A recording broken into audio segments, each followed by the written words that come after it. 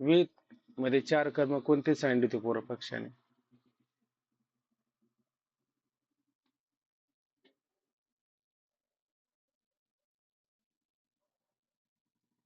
सांगा चार कर्म. पूर्व पक्षाने चार विहित कर्म करायला सांगितले होते.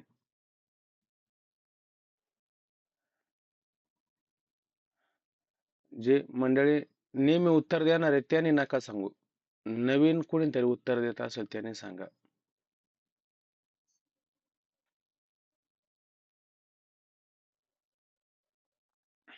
पुढची नावं घ्या लगेच.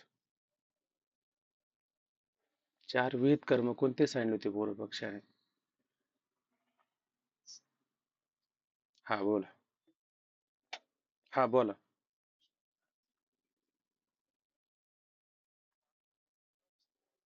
प्रायश्चित्त कर्म ही चार प्रकारची कर्म करायला सांगितली होती.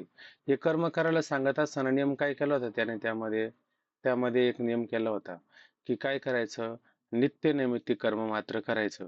बरं, नित्यनैमित्तिक कर्म केलं नाही तर काय होईल बरं त्यापासून? नित्यनैमित्तिक कर्म केलं नाही तर काय होईल? हा अनुवाद लक्षात घेतला ना, पुढचा अनुवाद सिद्धांत मतांना काय सांगायचं हे कळलं आपल्याला. नित्यनैमित्तिक कर्म केलं नाही तर काय होईल? पाप होणार नाही. नित्यनैमित्तिक कर्म केलं तर पाप होणार नाही. आणि नित्यनैमित्तिक कर्म केलं नाही तर? नित्यनैमित्तिक कर्म केलं नाही तर न केल्याचं पाप लागेल, आहे का नाही? आणि केलं तर पुण्य उत्पन्न होईल का? नाही. हा. हा.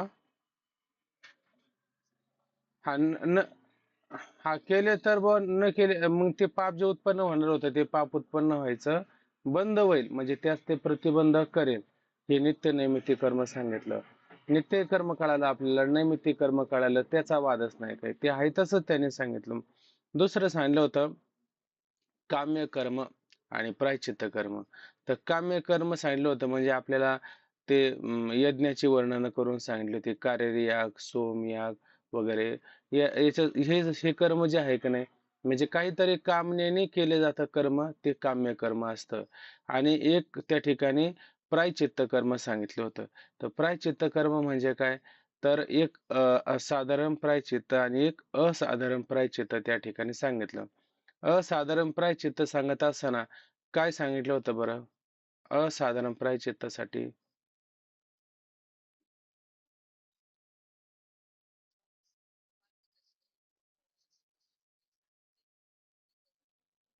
ते झालं, पण दोन प्रायश्चित्तामध्ये दोन मुद्दे आले होते ना, एक साधारण प्रायश्चित्त आणि एक असाधारण प्रायश्चित्त. मी थोडक्यात दोन शब्द त्याच्यामध्ये तुम्हाला देतो, एक ज्ञात आणि एक अज्ञात. आता हे ज्ञात पापासाठी कोणतं प्रायश्चित्त करावं? ज्ञात पापासाठी कोणतं प्रायश्चित्त करावं? उदाहरणार्थ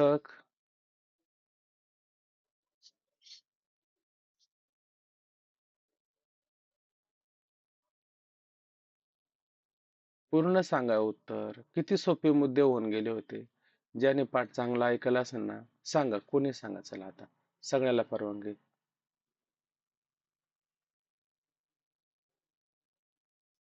कोणी करायचा? ग्रस अं?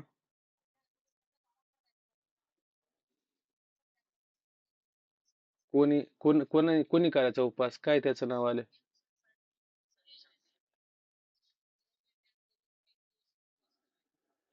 म्हणजे एखाद्या यतीनं संन्याशाने चुकून गाफिलपणाने ऐक नाही आणि द्रव्य जर घेतला असेल तर ते द्रव्य त्यागपूर्वक 3 दिवस उपवास करणे हे काय आहे?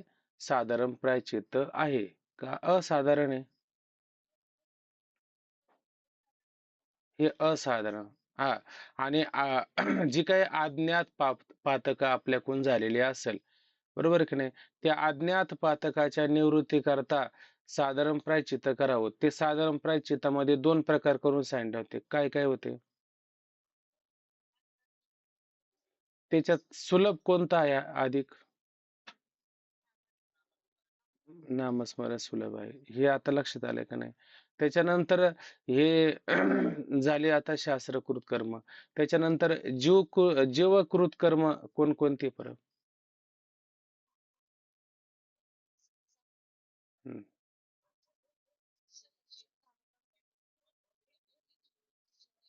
हम्म. बरोबर. म्हणजे संचित, प्रारब्ध आणि क्रियामान आहे का नाही? मग संचित, प्रारब्ध, क्रियामान सांगत असताना संचितामध्ये काय काय बरं आहे? संचित कर्मामध्ये काय काय आहे?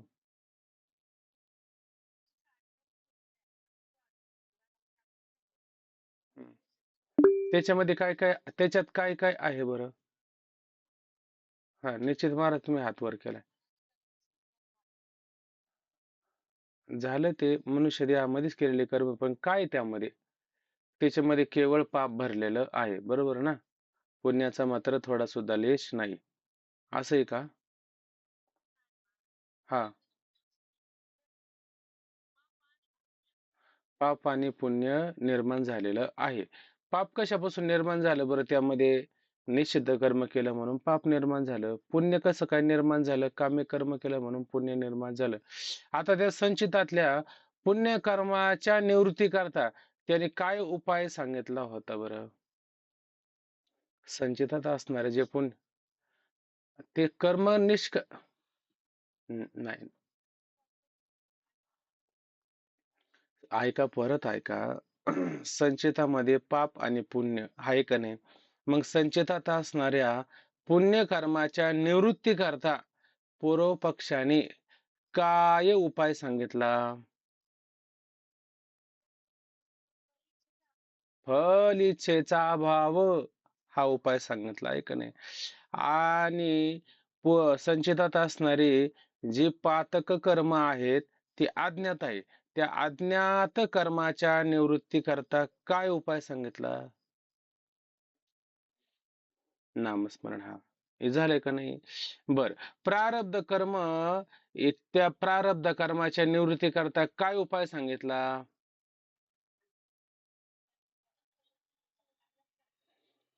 प्रारब्ध कर्म हे भोगावंच लागतं, आहे का नाही? आणि क्रियामान कर्माच्या निवृत्ती करता काय उपाय सांगितला बरं?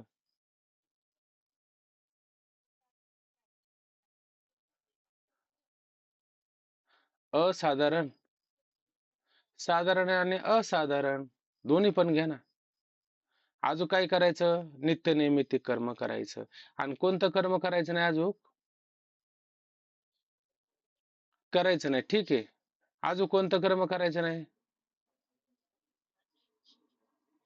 मग काम काम हा, म्हणजे कामना रहित होऊन कर्म करायचं. कारण कामनेच्या इच्छेने कर्म केलं तर मग जर पुण्य झालं तर कशाला जावं लागेल? तर नरकाला जावं लागू शकतं, स्वर्गाला जावं लागेल. आणि निषिद्ध कर्म केलं आणि त्याची निवृत्ती जर केली नाही तर मात्र नरकाला जावं लागेल, आहे का नाही? मग ते जाऊ नये, मग काय करू नये?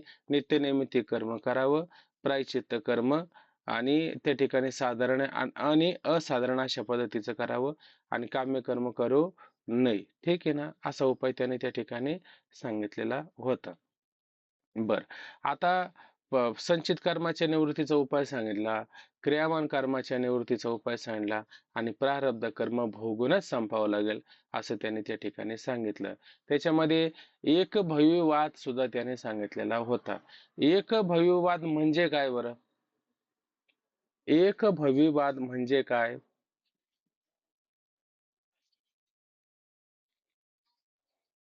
हम्म.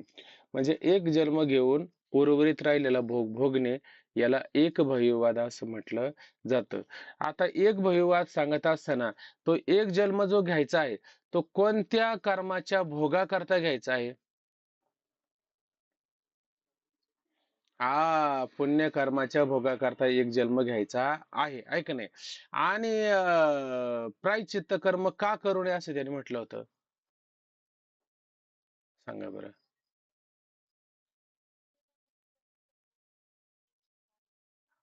हा. बघा आता हे किती तंतोतंत उत्तर देतं बरं.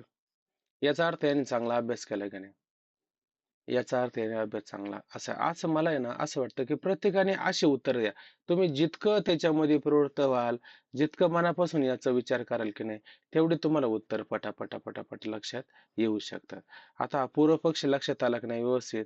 आता आपल्याला पुढचा सिद्धांत मत आहे. त्या आता याने काय सांगितलं होतं की कर्मानेच मोक्ष होतो. बरोबर आहे की नाही? तुमच्या ज्ञानाने मोक्ष होतो का?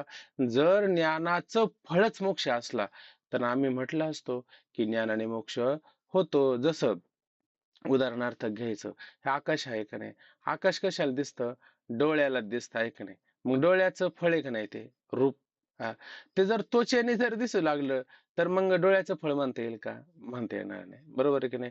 तसं तुमच्या ज्ञानानेच मोक्ष होत असतं, तर आम्ही म्हटलं असतो का ज्ञानाचं फळ आहे, पण आमच्या कर्माने सुद्धा मोक्ष आहे. मग काय सिद्ध झालं? मग कर्माने मोक्ष सिद्ध झालाय का नाही? मग ज्ञानाचं काय प्रयोजन आहे का? ग्रंथ तुमचा काय निष्फल आहे असं तुम्ही सिद्ध करून दिलं आहे. सिद्ध तुम्ही नाही केलं, आम्ही सिद्ध करून दिलेलं आहे. म्हणून आता कर्माने मोक्ष सिद्ध केला. आता तो कर्माने मोक्ष मात्र सिद्ध होत नाही. म्हणून आता सिद्धांतमती परिच्छेद क्रमांक 13 आणि 13 मध्ये म्हणतात की कर्माने मोक्षाचा असंभव व ज्ञानानेच मोक्षाची सिद्धी आहे, असं या ठिकाणी विषय सुरू आहे. आता पूर्व पक्षाचा अनुवाद. आता हा अनुवाद आपण विस्ताराने पाहिला की नाही, थोडक्यात आता वाचू आणि पुढे चालू. मुमुक्षुने निषिद्ध व काम्य कर्माचा परित्याग करून. मुमुक्षुने काय करायचं? मुमुक्षु म्हणजे काय? मुमुक्षु शब्दाचा अर्थ काय होतो?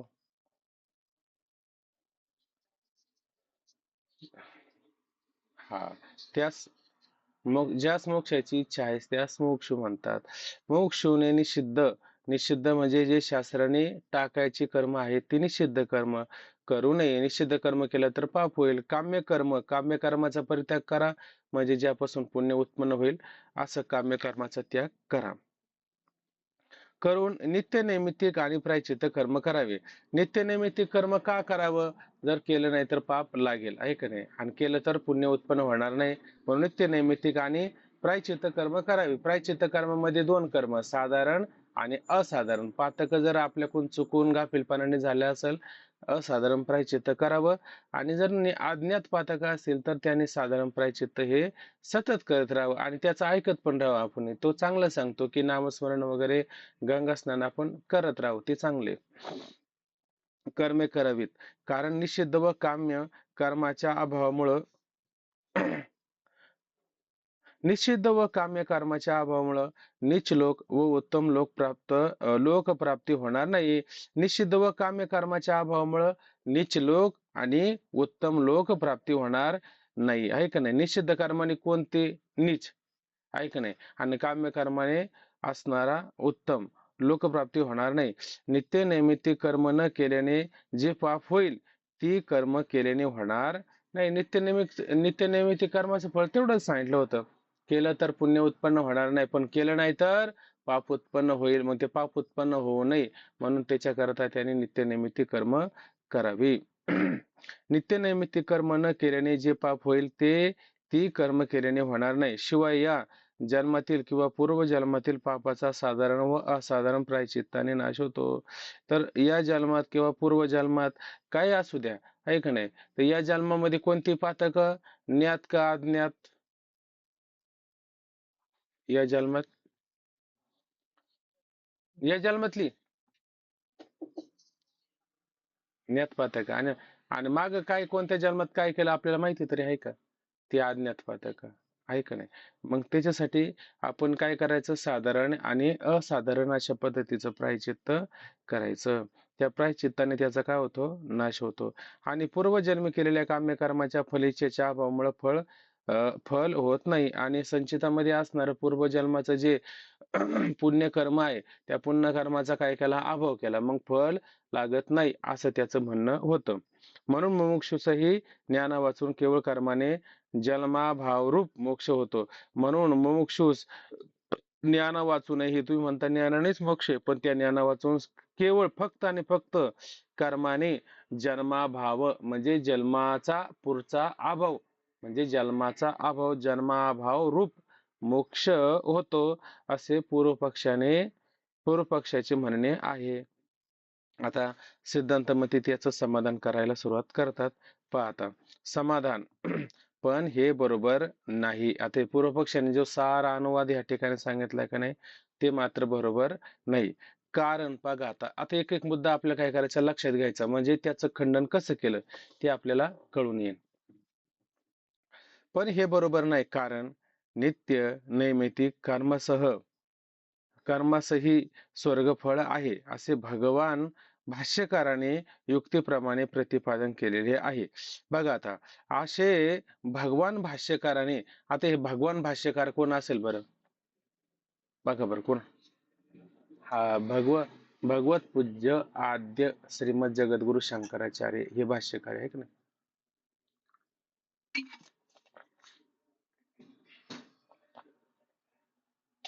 आता काय म्हणतात की नित्य नैमित्तिक कर्मासही स्वर्ग फळ आहे. म्हणजे कर्म केलं आणि ते कर्म करून त्याला फळ आलं नाही, म्हणजे तुम्ही वृक्ष लावला आणि त्या वृक्षालाच फळ आलं नाही, तर मग म्हणता येईल बाबा हा वृक्ष लावला पण याला फळ आलं नाही. ज्या अर्थी तुम्ही वृक्षारोपण केलं तर त्याला फळ येणं हे स्वाभाविक आहे का नाही? त्याला फळ येणं हे स्वाभाविक आहे. मग तुम्ही काय म्हणले नित्यनैमित्तिक कर्म केलं म्हणजे त्याच्यातून पुण्य उत्पन्न होणार नाही, असं कसं होईल बरं? पुण्य तर उत्पन्न होणारच आहे ना, बरोबर आहे की नाही? पण तुम्ही काय म्हणता त्याच्यातून पुण्य उत्पन्न होणार नाही असं तुम्ही म्हणत होता, पण ते हे मात्र बरोबर नाही. नित्य नैमित्तिक कर्मासही स्वर्गफळ आहे असे भगवान भाष्यकारांनी युक्तीप्रमाणे प्रतिपादन केलेले आहे.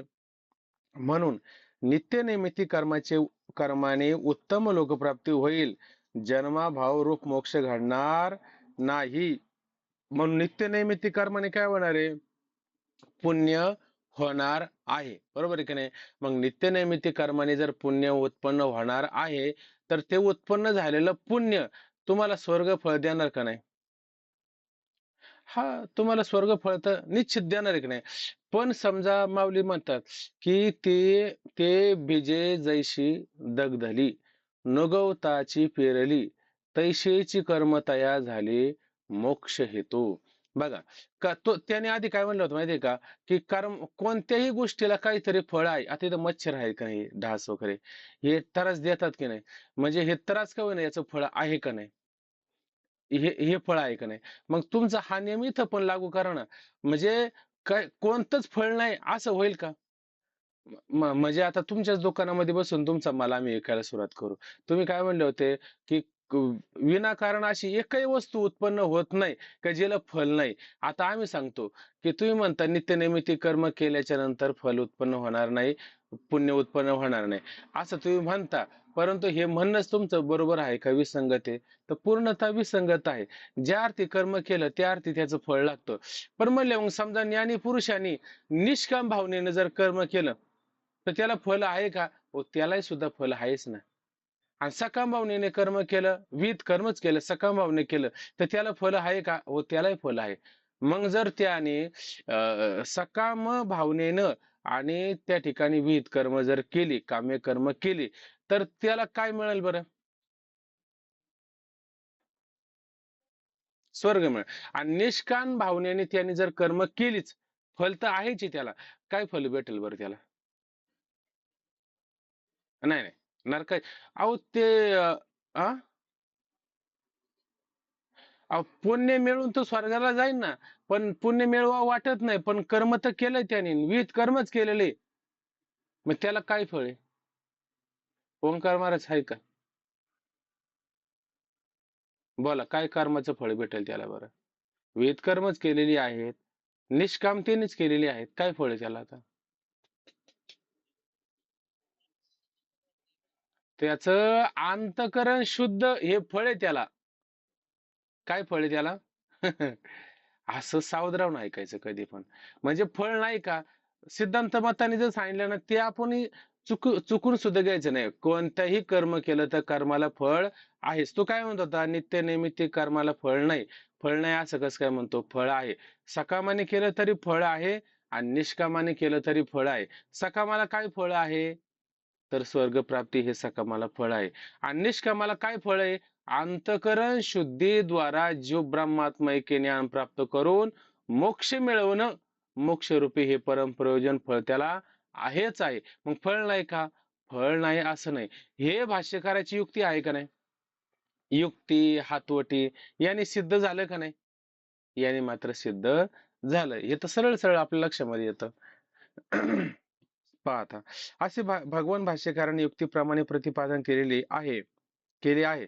म्हणून नित्यनैमित्तिक कर्माची उत्तम लोकप्राप्ती होईल, पण जन्मभावरूप मोक्ष मात्र घडणार नाही. शिवाय नित्यनैमित्तिक कर्माचे स्वर्गफळ न मानले तर नित्यनैमित्तिक कर्मबोधक वेद वचन निष्फळ होईल. बघा, आता वेद वचनाचं काय तात्पर्य आहे बरं? केलेलं कर्म आहे का नाही? कर्म केलं म्हणजे त्याला फळ येतच असतं, हे तुम्ही म्हणता की नाही? आणि मग आता तुम्ही म्हणता नित्यनैमित्तिक कर्म केलं म्हणजे त्याला पुण्य उत्पन्न होणार नाही, असं कसं म्हणता येईल? मग जर असं म्हटलं तर तुम्ही वेद वचनाला विरोध केल्यासारखं नाही होणार का? तुम्ही वेद वचनाला धडधडीत विरोध करता. दोन तीन पानामध्ये तुम्ही जवळजवळ अख्खा विरोध केला होता, बरोबर आहे की नाही? म्हणजे पूर्णतः तुम्ही काय करता? वेद वचनाला विरोध करता. जर तुम्ही म्हणत असेल नंतर नंतर कोणतंही कर्म करा, कर्माला फळ आहेच, मग वेद वचनाला विरोध होईल का वेद वचनाला सहकार्य होईल? कर्माला फळ आहेच आहे असं जर तुम्ही म्हणत असाल तर सहकार्य होईल. मग तुम्ही हे का नाही म्हटलं त्या ठिकाणी की नित्य नैमित्तिक कर्माला सुद्धा फळ आहे, असं का नाही म्हटलं? आणि तिथं तुम्ही निष्काम भावनेने कर्म करा असं का नाही म्हटले? मग तुम्ही जर म्हटले असते निष्काम भावनेने कर्म, तुम्ही काम्य कर्माच्या बाबतीत कसं म्हणत होते? काही इच्छा न ठेवता करा. तसं या ठिकाणी नित्य नैमित्तिक कर्म कराच, पण निष्कामतेने करा असं का म्हटलेलं आहे? बरोबर की नाही? पण असं मात्र म्हटलेले नाही. ठीक आहे ना? काही विसंगत होत असेल तर सारखं करून द्या वाटलंच तर. शिवाय नित्य नैमित्तिक कर्माचे स्वर्गफळ न मानले तर नित्य नैमित्तिक कर्मबोधक वेद वचन काय होईल? निष्फळ होईल. म्हणजेच कर्माला फळ मानावंच लागेल. कारण की नित्य नैमित्तिक कर्म न केल्यास पाप होते. असे असेल तर पाप उत्पन्न होऊ न देणे हे त्याचे फल म्हणता येईल. बघा काय म्हणता, बघा त्यांनी काय नियम केला होता की नित्यनैमित्तिक कर्म करा, नित्यनैमित्तिक कर्म केलं नाही तर काय होईल? पाप उत्पन्न होईल. मग ते पाप उत्पन्न होऊ नये म्हणून काय करा? नित्यनैमित्तिक कर्म करा. पण काय म्हणतात या ठिकाणी की नित्यनैमित्तिक कर्म न केल्यास पाप होते, ऐक नाही. असे असेल तर पाप उत्पन्न होऊ न देणे म्हणजे पापाला उत्पन्न होऊ न देणे, त्याच्यासाठी काय करावं? त्याच्यासाठी काय करावं? नित्यनैमित्तिक कर्म असं म्हणत होता का नाही? हे त्याचे फल मानता येईल. पण ऐका, नित्यनैमित्तिक कर्म न केले तरीही पाप उत्पन्न होणार नाही, ऐक नाही. पाप उत्पन्न आता समजा ही वस्तू इथं ठेवलीच नाही म्हणजे तिचा अभाव आहे का नाही? तिथं वस्तू समोर असेल तर त्या वस्तूचा भाव आहे का अभाव आहे? भाव आहे. आणि वस्तू जर समोर नसेल तर तिला भाव म्हणायचं का अभाव म्हणायचं? अभाव म्हणायचं. असा असा सरळ सरळ मुद्दा आहे का नाही? मग कर्म केलंच नाही, मी शेंगा खाल्ल्या नाही, मग टरफल मी का उचलू? जर खाल्ल्या असल्या तर मग म्हणता येईल ना, बरोबर आहे की नाही? पण खाल्ल्याच नाही. आता समजा मला असं वाटतं ते पाचव्या अध्यायात पाचव्या तरंगात उदाहरण आलं की जगत नावाची गोष्ट झाली आणि ते म्हणायचे झालीच नाही, आहे का नाही? त्यासाठी उदाहरण दिलं. ते म्हणले कुठे चोरी केली दाखव, त्याने मुळात चोरी केलेलीच नव्हती, बरोबर आहे की नाही? परंतु आता चोराचा पोलिसांचा मार वाचवण्याकरता तो म्हणायचा चला कुठे त्या डोंगराच्या तळाला वस्तू पुरून ठेवली, मग नंतर म्हणला कड्यावरती वस्तू ठेवली, नंतर म्हणला कड्याच्या खाली ठेवली, असं खाली वाकून बघा. आणि ते दोघं खाली वाकून बघायला लागले आणि यांनी दिला धक्का आणि म्हणले बघा तुम्ही आपलं शोधा आता काय शोधायचंय. मग आता सांगणार कुठून बरं, सांगा बरं? म्हणजे जे कर्म केलंच नाही, तर जो चोरी केलीच नाही, तर सांगायचं कुठे धन कुठे लपवलं? बरोबर आहे की नाही? म्हणजे कर्म उत्पन्न झालं तर काहीतरी सांगता येईल ना, तर भाव निर्माण होईल ना.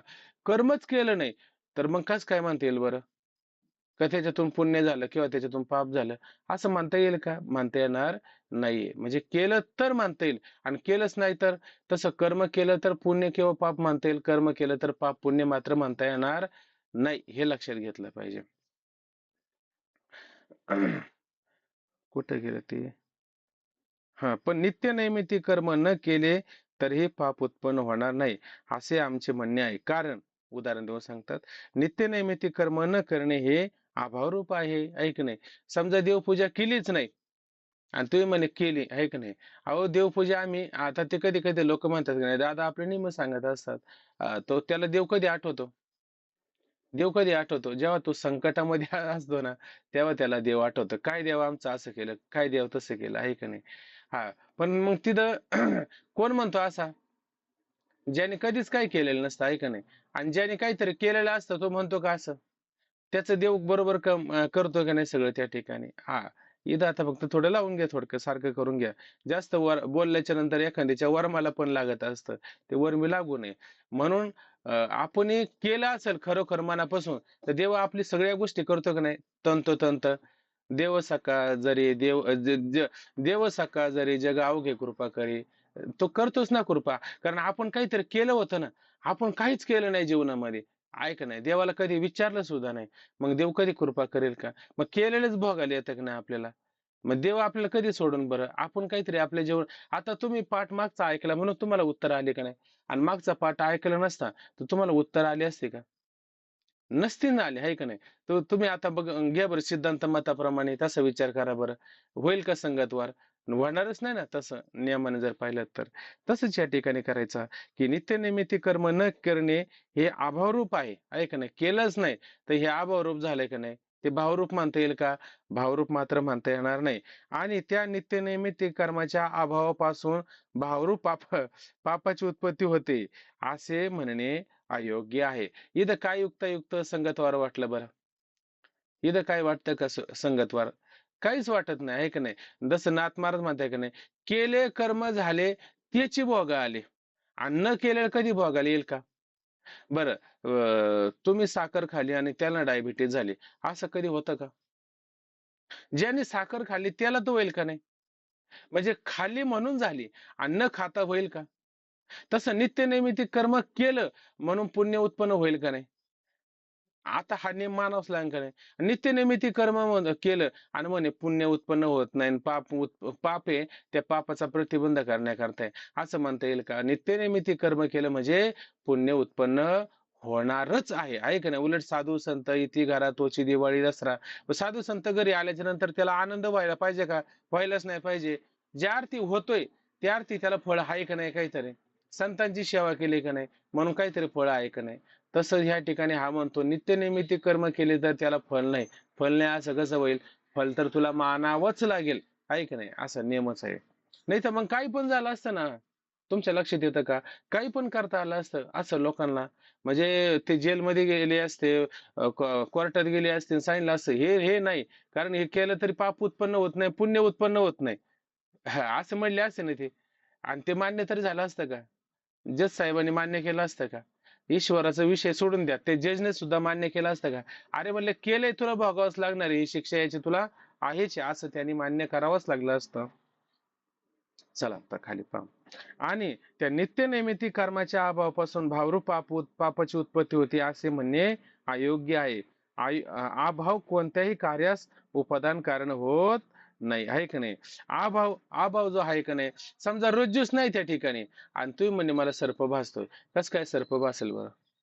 म्हणजे रज्जूचा आधी भाव असला पाहिजे ना. आधी अधिष्ठान वस्तू असल्याशिवाय त्याच्यावरती आद्यस्थ वस्तू प्रतीतीला येईल का? नाही नाही येणार प्रतीतीला आहे का नाही. मग निमित्त कारण आहे आणि उपादान कारणाचाच संभव नाही. म्हणजे कुंभार आहे, कुंभाराची बायको आहे, गाढव आहे, साऱ्या गोष्टी आहे, चाक दंड सारे निमित्त. आणि मातीच नाही, आता काय करायचं. मग म्हणले काय मातीची गरज आहे, निमित्त कारण असलं तरी घट होईल ना. होईल का घट? का होणेच शक्य नाही. होणेच शक्य नाही आहे का नाही. म्हणजे उपादान कारण असलं तरच कार्य होईल का नाही. आहे का नाही. केलेलं कर्मच भोगायला येईल का नाही. केलंच नाही कस काय भोगायला येईल. असं मात्र होत नाही. मग पितामह भीष्मांना किती जन्माचं होतं, तर 100 जन्माच्या मागे जाऊन पाहावं लागलं होतं. तर ते कर्म होतच ना त्यांचं, म्हणून तर भोगायला आलं का नाही. म्हणूनच भोगायला येत असतं. म्हणजे आपण जर पुण्य कर्म केलं, ज्या अर्थी आपल्याला जीवनामध्ये सुख होतं, त्या अर्थी त्या सुखाचं फळ पाप आहे का पुण्य आहे? पुण्य आहे. आहे का नाही. म्हणजे आपण सुख भोगतो का नाही, का आपल्याला सुख होतच नाही. होतं. म्हणजे अर्थी सुख होतं ते अर्थी आपलं पुण्याचं फळ आहे का नाही. आणि ज्या अर्थी पाप होतं, दुःख होतं आपल्याला, यातना, त्रास, सायास, फार कष्ट होतं कधी कधी, हे कशाचे, हे पापाचं फळ आपल्याला अशा पद्धतीने आहे. मग केलेलं संचितामधून आलेलं प्रारब्ध, हे पाप पुण्याचं फळ, हे आपल्याला मानावं लागेल का नाही. हे आपल्याला मानावंच लागेल. म्हणून तर ते आपल्याला भोगायला येतं. त्याला नाही किती जरी म्हटलं तर ते भोगल्या वाचून आपल्याला सोडवता येतं का त्याला, का त्याला भोगावंच लागत आहे. भोगावंच लागत. का भोगावं लागतं? कारण ते आपलंच आहे, म्हणून आपल्याला त्या ठिकाणी भोगावंच लागतं. असा त्या ठिकाणी काही नियम आहे. म्हणून कोणत्याही कार्यास उपादान कारण होत, कुठं आलतं, हा, नित्य नैमित्तिक कर्माच्या अभावापासून भावरूप पापाची उत्पत्ती होते. जाऊ दे, हे झालं. असे म्हणणे अयोग्य आहे. अभाव कोणत्याही कार्यास उपादान कारण होत नाही. जर एखाद्या ठिकाणी जर अभावच असेल तर त्याला ते उपादान कारण ठरेल का? तर ते उपादान कारण ठरू शकत नाही. रज्जू असेल तर सर्प, माती असेल तर घट, आणि काय तंतू असेल तर पट, आहे का नाही. आणि हे जर नसेल तर ते मात्र घडणार नाही. त्याचा जर अभाव असेल, उपादान कारणाचा अभाव असेल, तर बाकीच्या सुद्धा पदार्थाचा, त्यापासून उत्पन्न होणारे जे कार्य आहे, त्या कार्याचा सुद्धा काय होणार आहे, अभाव होतो. कार्याचा ज्या अर्थी भाव आहे त्या अर्थी त्याला उपादान कारण मानावं लागेल का नाही. कार्याचा, कार्य ज्या अर्थी घडते त्या अर्थी त्याचं उपादान कारण मानावं लागेल का नाही. मानावंच लागणार. हा, कारण कारणापासून कार्य होतं का. म्हणजे ज्या अर्थी कार्य आहे त्या अर्थी त्याचं कारण मानवच लागेल का नाही आपल्याला. हा, म्हणजे ज्या अर्थी तुम्हाला सुख दुःख होतं त्या अर्थी केलेले कर्म आपल्याला भोगावं लागतात, त्या अर्थी ते मानावंच लागेल. कारण कारणापासून कार्य मात्र घडत नाही. म्हणून नित्य नैमित्तिक कर्माच्या अभावापासून भावरूप पापाची उत्पत्ती होते असे म्हणणे झालं.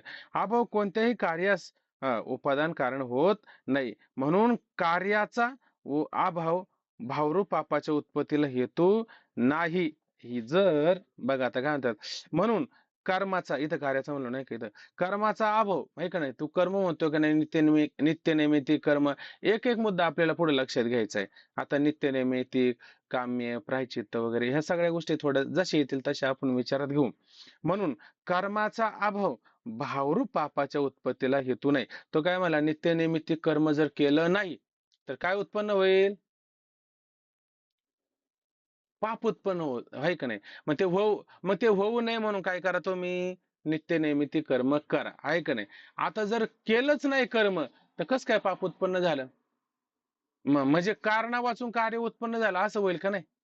काही कारण नाही तरी कार्य कार्य उत्पन्न झालं असं होईल का नाही. म्हणजे इथं शास्त्राला विरोध केल्यासारखं झालं का नाही. मग शास्त्राला विरोध होईल ना. अहो, सगळं कार्य उत्पन्न झाले बघा ना, इकडं तिकडं सगळं कार्य उत्पन्न. याचं कारण काय, काहीच नाही हो. इथं बघा कसा रस्ता आपोआप तयार झाला. इथं हे सगळ्या गोष्टी, हे काय कारण, कारण काय असलं, विनाकारण होतंय. त्या वडिलांनी विचारलं मुलाला, आहे का नाही.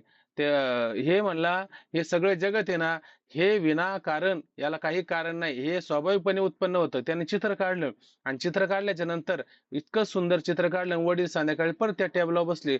कुणी किती सुंदर चित्र काढलं असं जेव्हा वडील म्हटले, तेव्हा वडील म्हटल्याच्या नंतर तो म्हणला, हे विनाकारणाचं तयार होते, ऐका ना. तो म्हणतो, असं विनाकारणाचं जर तयार होत असेल तर त्याला मी गाढव म्हणेन. तर ते मुलगाच म्हणला, त्या गाढवाचे वडील तुम्हीच आहे म्हणले. कारण तुम्ही सकाळी काय म्हणले होते, तसं हे विनाकारणाचं कोणतं निर्माण होईल का, हे विनाकारणाचं कोणतं उत्पन्न होणार नाही. म्हणून कर्माचा अभाव भाबरू पापाच्या उत्पत्तीला हेतू नाही.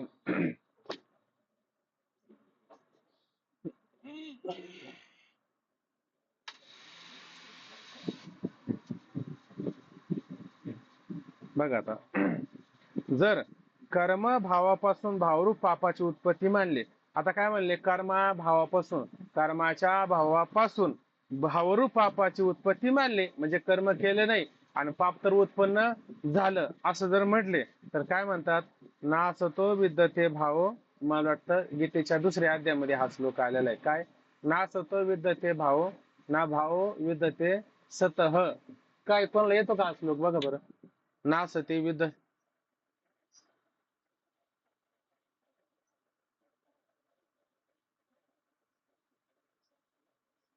तत्वदर्शी, म्हणजे असत वस्तूला अस्तित्व नाही आणि सत वस्तूला अभाव नाही, आहे का नाही? असं तत्वदर्शी पुरुषाने पाहिलेलं आहे का नाही? काहीतरी ओवे आलेले आहे, उपाधी माझी गुप्त, चैतन्य अशी सर्वगत, ते तत्वज्ञ संत स्वीकारिते. आता याच्यातून काय घ्यायचं? पुढे नका पाहू. तर असत वस्तूला अस्तित्व आहे का? नाही. आणि सत्वस्तूला कधी अभाव आहे का? सत्वस्तूचा कधी अभाव होईल का? म्हणजे समजा रज्जू त्या ठिकाणी आहेच आहे, त्या ठिकाणी आहे का नाही?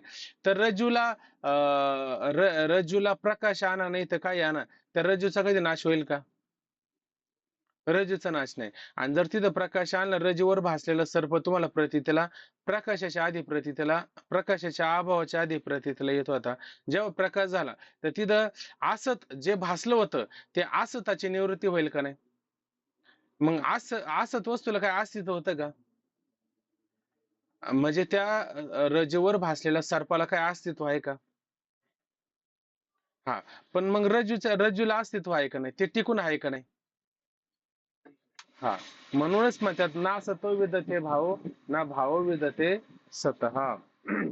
दुसरं सांगितलं या द्वितीय अध्यायातील, हा दुसराच अध्याय, भगवत गोष्टीशी किंवा कथमत सत जायते, म्हणजे वस्तू असेल तर भाव आणि वस्तू नसेल तर अभाव, असा काहीतरी त्याचा अर्थ होतो.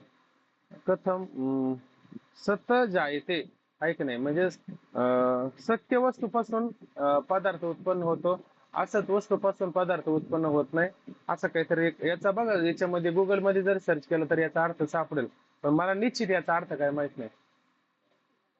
हा. असं आहे काय? हा हा. असत्य वस्तूपासून सत्य वस्तू कशी निर्माण होईल असं म्हणतात, बरोबर. हा. असं पाहिजे. हा. सज्ज आहे ते, बरोबर. या श्रुती वाक्याशी विरोध येईल, म्हणून या वेदामध्ये ज्या श्रुती वाक्य आहे या श्रुती वाक्याशी विरोध येईल, म्हणजे सरळ सरळ कशाशी विरोध आला? वेदाशी विरोध आल्यासारखं या ठिकाणी होईल. म्हणून म्हणून काय म्हणतात?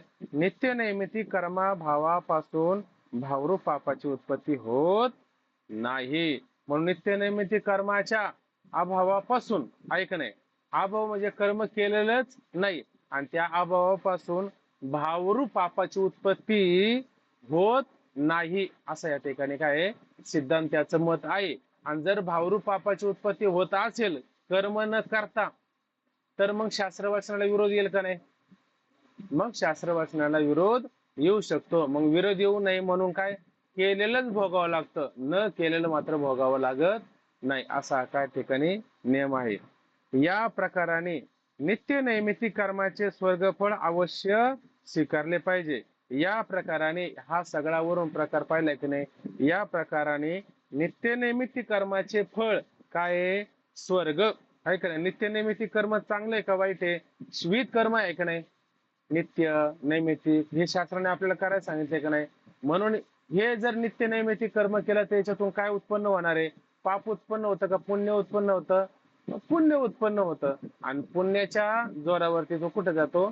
स्वर्गाधिकाला जातो. म्हणजेच कर्माचं फळ स्वर्गाधिक हे त्याला अवश्य मानलं पाहिजे. जन्म भावरूप मोक्ष मात्र घडणार नाही. आता तो जर स्वर्गाला गेला तर त्याला मोक्ष झाला असं म्हणता येईल का? तो स्वर्गाला गेला म्हणजे मोक्ष झाला असं म्हणता येणार नाही. कारण मोक्ष कधी होईल? तुमचं जे लिंग शरीर आहे त्याच्या आधी काय कारण शरीर आहे, त्या कारणाची निवृत्ती झाली म्हणजे सगळ्या कार्याची निवृत्ती होते का नाही? कारणाची निवृत्ती झाली, कारणच कार्याला कारण आहे ना. मग कारणाची निवृत्ती झाली का कार्य निवृत्त होतं. तर सगळ्याचं कारण काय? आत्मस्वरूपाचं अज्ञान. अज्ञानाची निवृत्ती झाली, लिंग देह संपला, मग पंचमहाभूत कुठे येणार धरायला? म्हणून पाठी लागतील भूते. आता हे भूत कोणाच्या मागे लागतील? त्यांना काहीतरी दिसलं पाहिजे ना. पण ते दिसत नाही, म्हणून पंचमहाभूत त्याला धरत नाही, तो देहाला मात्र येऊ शकत नाही, अशा पद्धतीनं. म्हणून या प्रकाराने नित्य नैमित्तिक कर्माचे स्वर्गफळ आयुष्य स्वीकारले पाहिजे. जन्म भावरूप मात्र मोक्ष घडणार नाही. पूर्व पक्षाच्या मताने तो अशा पद्धतीने मोक्ष सांगितला तर हा मोक्ष मात्र घडणार नाही, हे सिद्ध झालं. पुढे पहा. आता जन्मांतरीच्या काम्य कर्माचे फळ इच्छेच्या अभावाने होत नाही, हे बोलणे युक्त नाही. आता जन्मांतरी मध्ये केलेलं काम्य कर्म असेल आणि त्या काम्य कर्माचं फळ काय? फलेच्छेचा अभाव. असा तू त्या ठिकाणी म्हटला होता, बरोबर आहे की नाही? फल इच्छाच्या अभावाने कर्म लागत नाही, भोगाला येत नाही. पण हे बोलणं सुद्धा संयुक्तिक आहे का? कुठं याच्यामध्ये युक्तायुक्त वाटतं? कुठंच वाटत नाही, आहे का नाही? कारण तू कर्म करताना कसं कर्म केलं आधी? फळीच्छेच्या भावाने कर्म केलं होतं का नव्हतं? कर्म करताना जर समजा तू ते कर्म करत असताना अंतःकरणामध्ये असा भाव ठेवला असता, माऊलींची ओळी वाचून जर भाव ठेवला असता की ते बीजे जैशी दगदली लोगवताची पेरली तैशेची कर्म तया झाली मोक्ष हेतू, ते कर्म त्याला मोक्षाला हेतू ठरले असते की नव्हते? ठरले असते ना. पण कशी? जसं बाजारातून बी आणलं, बरोबर आहे की नाही? आणि ते बी आता दुसऱ्या दिवशी पेरायचे होते, पण आता समजा आदल्या दिवशी संध्याकाळी त्या गृहिणीनं काय केलं, ते भाजून ठेवले पण त्या शेतकऱ्याला ते आपण त्याला माहितीच नाही ही भाजलेली आहे. आणि त्यांनी जाऊन पेरली आणि 6 महिने वाट पाहिली. 6 महिने वाट पाहून सुद्धा त्याला अंकुर नाही फुटला. याचा अर्थ काय झाला? बीज भाजून केलेलाही आम्हा जन्म मरण नाही. म्हणजे बीज आता भाजले का नाही पूर्णपणे, आता त्याला किती उगवायचा प्रयत्न केला, उगवल का? उगवणार नाही. मग ते नाही, मग ते अशी बीज भाजली ना ती उगवत नाही, पण खाण्याच्या उपयोगाची होतात की नाही? का आपण खातच नाही, घरी शेंगदाणे वगैरे भाजतो की नाही, आणि भाजल्याच्या नंतर पिरून येत नाही, पण खाण्याच्या कामाचे असतात की नाही? खायच्या कामाचे असतात, पण यायच्या कामाचे नसतात. हे लक्षात ठेवलं पाहिजे आपण. तर पहा आता म्हणजे अशा पद्धतीने जर त्याने निष्काम भावनेनं कर्म केलं असतं तर मग त्याला फळ लागलं असतं का? फळ मात्र जन्मभाव, जन्माचा जन्माचा अभाव त्या ठिकाणी झालेला असतं. जन्माचा अभाव का झाला असता? कारण केलेलं कर्म मात्र भोगायला आलं नसतं. पण त्याला फळ आहे का नाही? फळ आहे ना. मग काय फळ आलं असतं? अंतःकरण शुद्धी हे त्याला फळ झालेलं असतं. आणि मग तीच कर्म त्याला मोक्ष हेतू ठरली असते. कोणती? निष्काम कर्म. अंतःकरण शुद्धीद्वारा जीव ब्रह्मात्मक ज्ञानाने मोक्ष म्हणून तो मुक्त झालेला असतो. परंतु याने असा हेतू मांडला होता का? याने असं कारण या ठिकाणी मांडलं होतं का? तर असं काही कोणतं कारण मांडलेलं नव्हतं. फक्त मला त्याच्यामध्ये फलिच्छेचा अभाव म्हणजे ते संचितातले काम्य कर्म लागणार नाही. परंतु हे म्हणणं त्याचं विसंगतवार आहे. आता जन्मांतरीच्या काम्यकर्माचे फळ इच्छेच्या अभावाने होत नाही हे बोलणे युक्त नाही. कारण कर्म बीजापासून 2 अंकुर उत्पन्न होतात. आता हे जरा थोडं लक्षपूर्वक ऐका की कोणतंही कर्म केलं तर त्याच्यापासून किती अंकुर उत्पन्न होतात? 2 अंकुर उत्पन्न होतात. तुम्ही जमिनीमध्ये बीज जर पेरलं ना तर त्यापासून पहिल्यांदा किती असे 2 अंकुर फुटतात की नाही? असा कोंब येतो. समजूती करता समजून घ्या, म्हणजे तुमच्या लक्षात येईल. तर त्याला काय येतात? कोंब येतो पहिल्यांदा, आहे का नाही? आणि कोंब असा दुबगला जातो, आहे का नाही? मग त्याला 2 अंकुर उत्पन्न होत असतात. मग काय 2 अंकुर उत्पन्न होत असतात बरं? तर त्याच्यात असं लक्षात घ्यायचं, तर विहित कर्म केलं तर पुण्य उत्पन्न होईल, आणि निषिद्ध कर्म केलं तर पाप उत्पन्न होईल. म्हणजे कर्म केलं तर त्याला फळ उत्पन्न होतं का नाही? फळ उत्पन्न होतं. आणि फळाबरोबर इच्छा नाही उत्पन्न होत का? म्हणजे कर्माला एक फळ आणि एक इच्छा, हे 2 अंकुर आहे का नाही? कोणतंही कर्म जर समजा आज तुम्ही पुण्यकर्म केलं समजा, बरोबर ना? पुण्यकर्म समजा आज केलं, आहे का नाही? तर पुण्यकर्माचं फळ काय? पुण्यचे ना. तुम्ही जर विहित कर्म केलं, माझं बोलताना चुकलं, तुम्ही जर विहित कर्म केलं तर विहित कर्माला फळ काय? पुण्य, हे फळ आहे का नाही? आणि आज जर पुण्य कर्म केलं तर उद्याला तुम्ही पाप कर्म कराल का पुण्यच कर्म कराल? म्हणजे इच्छा झाली का नाही तुमची पाप कर्म करायची का पुण्य कर्म करण्याची? पुण्य कर्म करण्याची इच्छा झाली का नाही? मग एक इच्छा हा एक कोम आहे का नाही? एक तत् सापेक्ष कर्म करणं, तसंच कर्म करावं. आणि ते कर्म काय? त्या कर्माला काहीतरी फळ आहे.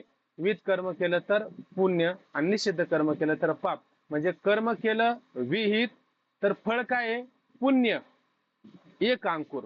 आणि तत्सापेक्ष इच्छा म्हणजे त्याच्यानुसार इच्छा पण की आता पुढे सुद्धा आपण पुण्य कर्म करू. एक इच्छा आणि एक पाप किंवा पुण्य हे त्याला काय असतं? एक दुसरा अंकुर असतो. मग 2 अंकुर लक्षात आले का नाही? एक त्याला काय होतं? त्या कर्मापासून पाप किंवा पुण्य हे त्याला फळ असतं, आणि तत्सापेक्ष इच्छा, आहे का नाही? हे हा एक दुसरा त्या ठिकाणी अंकुर झाला. ठीक आहे ना.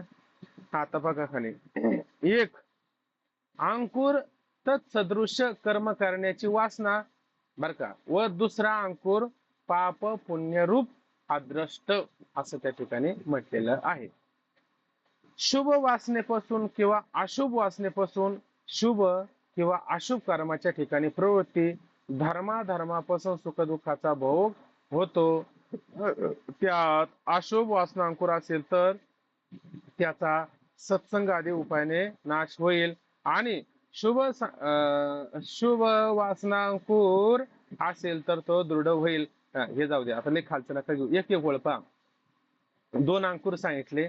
दोन अंकुर सांगत असताना एक अंकुर तत्सदृश्य कर्म करण्याची वासना, म्हणजे जर पुण्यकर्म केलं तर पुण्यकर्मच करावं अशी त्या ठिकाणी काय होते, वासना होते. आणि दुसरा अंकुर काय सांगितला, काहीतरी शुभ कर्म केलं तर पुण्य, अशुभ कर्म केलं तर पाप. हा पाप पुण्य रूपी काय आहे, दुसरा असणारा अंकुर तो अदृष्ट रूपाने त्या ठिकाणी असतो. शुभ वासनेपासून किंवा अशुभ वासनेपासून शुभ किंवा अशुभ कर्माच्या ठिकाणी प्रवृत्ती. आता तुम्ही शुभ कर्म केलं तर तुमची प्रवृत्ती कशी असणार बरं. आज समजा तुम्ही पाठ ऐकला आणि पाठ तुम्हाला बरा वाटला, तर उद्या तुम्ही काय करणार, पाठच ऐकणार का दुसरं काय करणार. म्हणजे शुभ कर्मापासून शुभ आहे का नाही, आणि अशुभ कर्मापासून काय अशुभ, म्हणजे निषिद्ध कर्मापासून काय निषिद्ध, आणि विहित कर्मापासून काय विहित. असे ते संस्काराच्या वासना अंतःकरणामध्ये असतात.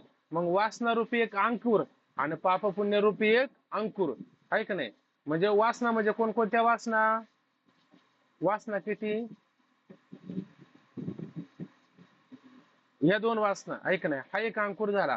आणि पाप पुण्य रूपी हा एक काय अंकुरचे.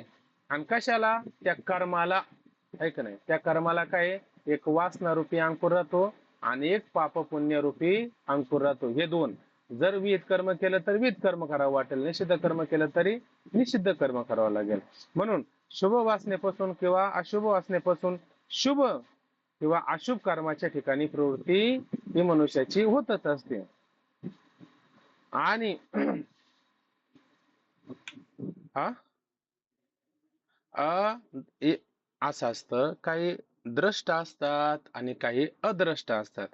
आता मला असं तुम्हाला म्हणायचं आहे की आता समजा तुम्ही पुण्यकर्म केलं आणि पुण्यकर्म केल्याच्या नंतर म्हणजे विहित कर्म करून त्याच्यातून पुण्य निर्माण झालं, बरोबर आहे की नाही. आता हे पुण्यकर्म लगेच भोगायला येईल का नंतर पण भोगायला येईल,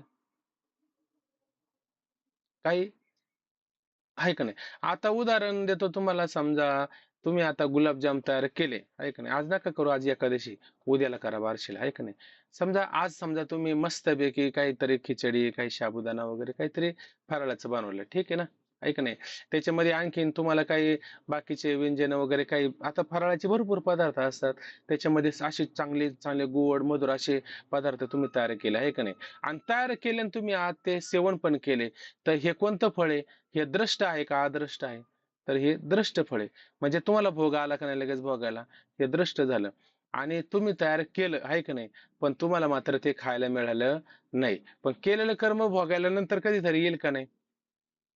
कधी कधी असं होतं की अहो आपल्या ध्यानात नाही मनात नाही. एक दिवस असंच झालं, एकादशीच होती आणि इकडे कुठेतरी विदर्भात गेलो होतो, ते अकोट का तिकडे कुठेतरी. आणि म्हणलं आज काय फराळाचं नाही काय नाही काय नाही. पण तो एक मनुष्य असा योगायोगाने भेटला आणि म्हटला, दादा तुम्हाला उपवास आहे का नाही. हा म्हणले, हे का ते ही एवढी मोठी शेंडी वाढवली, घरात माळ आहे, हे सगळं वारकरीचे आहो आपण, पण काय आता समय अशी सादर व्हावी, कधी कधी नसतं कधी कधी असतं.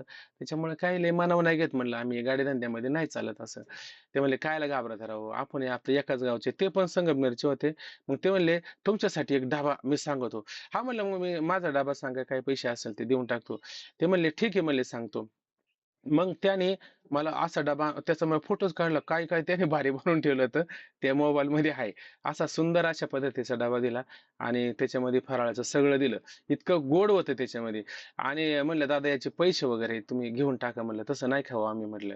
तर म्हणले अहो जाऊ दे, आपण एकाच गावचे, आता मला पण गावाला यायचं, तुम्ही मला गावाला घेऊन जाणार आहे आणि मग तुमच्याकडून पैसे घ्यायला काय योग्य वाटतं का? त्यांना म्हणलं मला काय कुठं डोक्यावर घेऊन जायचं का? मला उलट जोडीला नाही, मी एकटा असतो, मला तुम्हाला उलट बोलायला चालायला बरं पडतील. नाही म्हणले पण मग नका, मला नाही वाटत योग्य. मग पैसे दिले नाही आणि मला तर भोग झाला का नाही त्या ठिकाणी. मग हा द्रष्ट का अद्रष्ट आहे? आद्रष्टातलाच होता भोग, आहे का नाही? आणि मीच केलं आणि लगेच भोगायला भेटणं. मी जर पैसे देऊन मला जर भेटला असतं तर द्रष्ट म्हणायचं. पैसे तर दिले नाही पण भोग झाला. मग ह्या जन्माचा का कोणत्या तरी जन्माचा तो असतो, आहे का नाही? असं लक्षात घ्यायचं. मग अद्रष्ट म्हणजे आता प्रत्यक्ष नाही पण भोगायला येतो किंवा नंतर कधीतरी येईल. आणि द्रष्ट म्हणजे प्रत्यक्ष कधीतरी तो समोर असतोच. ठीक आहे. शुभ वासनेपासून किंवा अशुभ वासनेपासून शुभ किंवा अशुभ कर्माच्या ठिकाणी प्रवृत्ती आणि धर्मापासून सुखदुःखाचा भोग होतो. ऐका ना, धर्म केलं तर पुण्य आणि अधर्म केलं तर पाप. हा त्याला भोग आहे का नाही? सुख किंवा दुःख, सुख दुःखाचा हा त्याला भोग त्या ठिकाणी होतो. त्यात आता त्यामध्ये बघा बरं का, जरा थोडं लक्ष द्या. जास्त नाही घेणार आता, मला असं वाटतं वेळ होत आलेली आहे आपली, पण थोडक्यात आता लक्षात घ्या. त्यात शुभ अशुभ वासना अंकुर असेल, आहे का नाही? आता त्याने समजा निषिद्ध कर्म केले असेल, त्याच्यातून कोणता अंकुर निर्माण होईल बरं? वासनेचा. अशुभ, आहे का नाही? अशुभ अंकुर असेल, आहे का नाही? मग अशुभ अंकुर असेल, अशुभ वासना अंकुर असेल, तर त्याचा सत्संग आदी उपायाने नाश होईल. मग त्याचा नाश होईल का नाही? त्याची वासना आहे का नाही कर्म करण्याची, आहे का नाही? पण आता त्याचा जर नाश करायचा असेल, आता बघा भोग जो असतो ना, हा भोग मात्र निवृत्त करता येत नाही. कारण भोग हा भोगावाच लागतो. बरोबर आहे की नाही? कारण केलेलं कर्म माणसाला भोगल्याशिवाय सुट्टी आहे का? म्हणले अहो तो ज्ञानी झाला. ज्ञानी झाला तर मग काय झालं? ज्ञानी झाला तर मग त्याला भोग भोगावा लागत नाही का? बरे झाले देवा, निघाले दिवाळे. मग तुकोबराय ज्ञानी नव्हते का? ज्ञानेश्वर महाराज ज्ञानी नव्हते का? अहो सगळे ज्ञानी होते. तरी पण ते भिक्षा पात्र, ऐका नाही, मग ते विसोबा चाट्याने पायदळी तुडवलं सगळं, ते झोळी वगैरे सगळं. म्हणजे याचा अर्थ काय? भोग तर भोगावाच लागलाय का नाही? भोग मात्र. आता संतांचा असं अवमान करणं, दोष पाहणं, म्हणजे सांगणं, उलट संतांचे गुणदोष आणिता या मना केले या उगाना सुकृत्यांचा. तर संतांच्या बाबतीत आहे ना, मला असं वाटतं फक्त लीलाकारी संत. तुका भासला मानवी वेशधारी परी हा लीला विग्रही निर्विकारी. हे लीला करणारा हा यांचा काय असतो? विग्रह असतो. आपला विग्रह असा लीलाकारी आहे का? आपल्या विग्रहाला थोडं तरी सहन होतं का? त्यांना मात्र तुकोबराय 15 दिवस डोंगरावर बसले, आहे का नाही?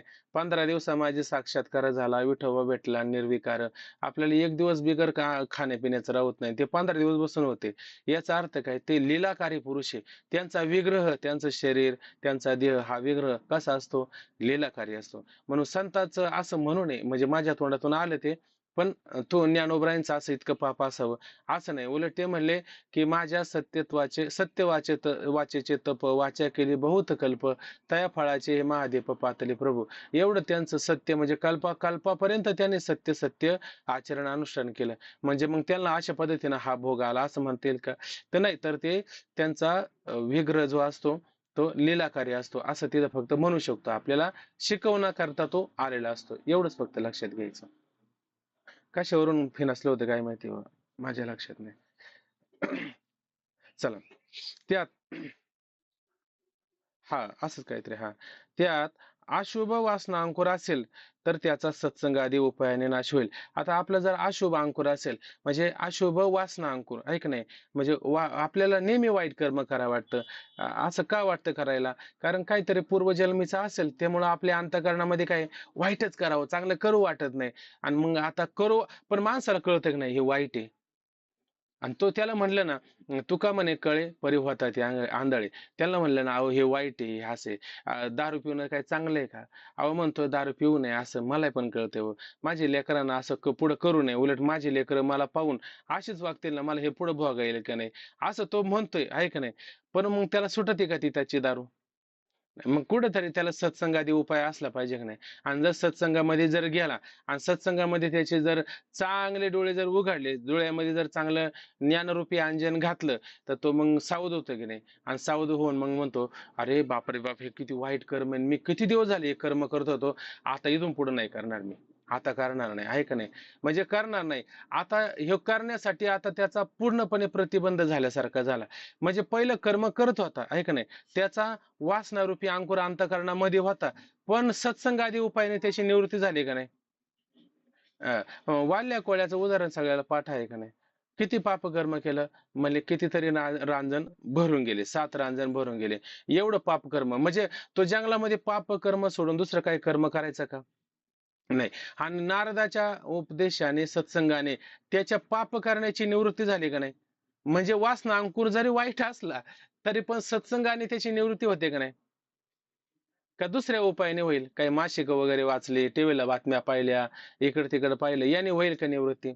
याने होणार नाही. मग याला एकच उपाय काय, सत्संग, ऐक नाही, सत्संग वाचून त्या अशुभ वासना अंकुराची निवृत्ती होईल का, होणार मात्र नाही. हे लक्षात घेतलं पाहिजे. एक एक मुद्दा याच्यावरती कितीतरी बोलण्यासारखं असतं, पण वेळ माझ्या हातात नाही ना, असं होतं. चला.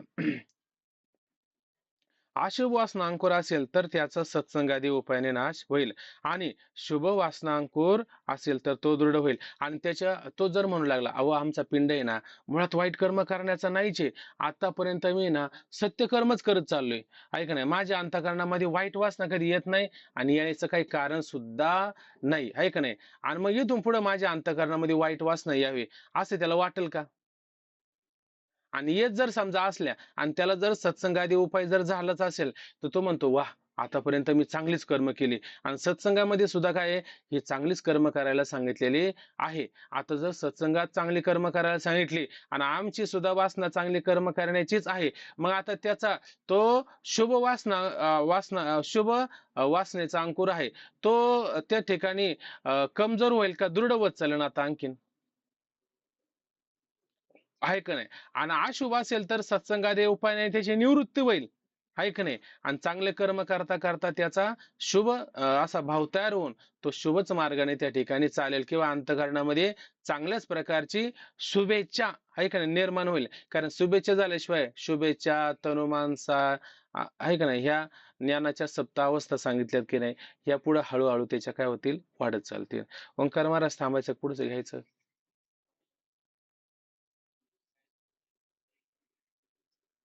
हम्म हम्म. याच्यामध्ये फार महत्वाचे मुद्दे आणि आपल्या जीवनाशी ना अत्यंत निगडीत आहे मुद्दे हे सगळे. म्हणून आहे ना, जास्त वेळ जास्त झाला का मग ते कधी कधी ना डोक्यावरून जातं, मग दुर्लक्षित होत असतं. बुद्धीची पण एक मर्यादा मर्यादा असते ना, त्याच्यामुळं पाऊण तास 1 तास इथपर्यंतच पाठ करावे. हे काय प्रवचन नाही मग किती काय वेळ चालायला, ऐक नाही. चल. ओम पूर्णमदः पूर्णमिदं पूर्णात् पूर्णमुदच्यते पूर्णस्य पूर्णमादाय पूर्णमेवावशिष्यते. हरि ओम शांती.